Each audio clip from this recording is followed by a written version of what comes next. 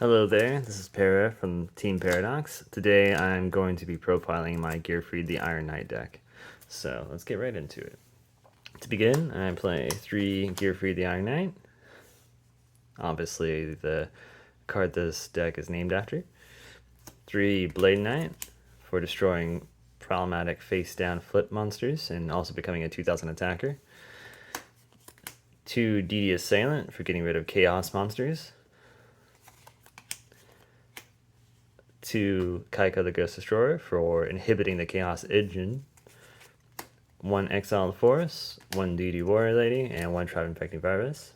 All these cards serve the same purpose in getting rid of just problematic monsters. He's particularly good at getting rid of face downs as well as her, and this is for mass removal, so goats or anything of that nature. 4 spells, Delinquent Duo, Graceful Charity, and Pot of Greed.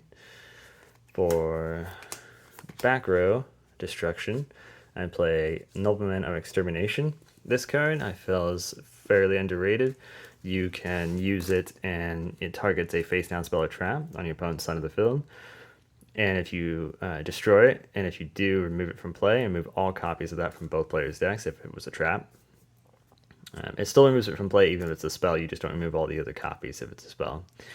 The only issue with this card is they can chain it. However, there are a lot of non-chainable, or I should say cards you don't always want to chain, that you can use this card on that are pretty prominent in today's meta. For example, Solemn Judgment.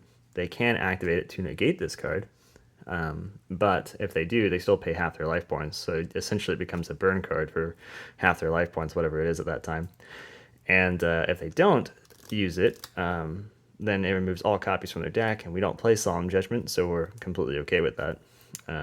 It's also good on Sakuretsu Armor. It's good on a lot of cards that are used in Chaos Warriors. Obviously not good for Jar of Greed or things like that, which is good because we play that in this deck. So yeah, and also if they're trying to bluff, you can punish them super hard if they set down like a Heavy Storm or something and you remove it from play, they can't get it back. And you don't really have to worry about that problem then. So, alright, moving on. 3 Mind Control. To keep with the theme of this deck of being a high tempo, high aggression deck, we want to get rid of problematic chaos monsters because we don't play any chaos components in here. And we also want to get rid of face down threats as far as like flip effect monsters and things of that nature. So we play 3 of these. It's actually really has a lot of utility against most of the meta decks. It's not very often that I end up citing these out unless I'm playing against like strictly like a goat control sort of base deck. It doesn't really do that much against them. Although it can. I play 2 Nobleman of Crossout. Obviously getting rid of face downs. 2 reinforcements of the army. We only play 13 monsters, so essentially we play 15 monsters, 2 of them being whatever we want them to be, for the most part that is, with these 2 cards. Heavy Storm, Mystical Space Typhoon, Back Row Destruction, and Premature Burial and Snatch Steal. Snatch Steal is pretty good. A lot of people don't like it because it can be destroyed. Although I don't really think that's as much of a problem. I typically end up using it to, say they summon a Kycoo and I Snatch Steal their monster, go ahead and attack them, get his effect off, or force them to, exhaust a trap to stop me, or to steal their chaos monsters, obviously. Premature Burial could be really useful, bringing back Exile or something of the sort, or Gearfried if you need it. So 4 traps, 3 Blast with Chain. Activate this card, target 1 face monster you control. It gets 500 extra attack points. When this card is destroyed by a card effect while equipped, target 1 card on the field and destroy that target. So this is a chain. You can chain this card to things like Heavy Storm, Mystical Space Typhoon, to target 1 monster that you control on your side of the field. And it doesn't have to be Gearfried to get this effect off, which most of you probably are familiar with how that combo kind of works. But you can activate this on any of your monsters, and if they activate Mystical Space Typhoon, Heavy Storm, or whatever, you can get its effect off and destroy one of their monsters. Or spells or traps. So I play a 3 Jar of Greed. Theme with this deck as well with the traps was to have traps that are either not very common, like Blast with Chain, or chainable, like Jar of Greed. For example, if I Nobleman of Extermination or Jar of Greed, there's no way they're not going to activate it, so our Jar of Greeds would be fine. And then I play 3 Drop Off, which is a very uncommon card, not one you have to worry about hitting most of the time with your Nobleman of Extermination. So this card I think is pretty underrated as well. You can get a Graceful Charity, a a Delinquent Duo, a Power Spell. You can get a BLS, you can get the Thunder Dragon, all of which I get fairly common, more than what you might think.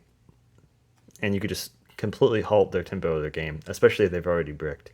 And having them at 3 means that with the 3 Jar of Greed, it's not uncommon to get this and Jar of Greed in your opening hand, place them both face down, activate Drop Off when they draw, wait for them to play something like Mystical Space Typhoon, Heavy Storm, and then activate Jar of Greed. So pretty nice. And then for my final trap, I play Ring Destruction.